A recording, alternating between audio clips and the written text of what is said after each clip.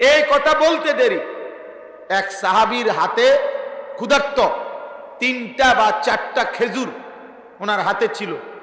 উনি নবীজিকে বললেন, ইয়া রাসূলুল্লাহ, আমি যদি এখন আল্লাহর জন্য জান দেই, জীবন দেই যুদ্ধে, আমার গন্তব্য কোথায়? নবী সাল্লাল্লাহু আলাইহি সাল্লাম বললেন, সাহাবী, আমি কসম করে বলি তোমার গন্তব্য জান্নাত। আমি নিজে পড়ছি। ওই সাহাবীর সাথে সাথে বললেন, ইয়া রাসূলুল্লাহ, তাহলে এই 4টা খেজুর খাইতে যেটুকু সময় দেরি হবে, জান্নাতে আমি এতটুকু দেরিতে কেন যাব? এত দেরিতে যাব কেন? এই কথা বলে 4টা খেজুর আরেকজন সাহাবার হাতে দিয়ে উনি যুদ্ধের ময়দানের ভিতরে ঢুকে গেছেন। কিছুক্ষণ যুদ্ধ করে জীবন দিয়ে শাহাদাত বরণ করে জান্নাতি হয়ে গেছে।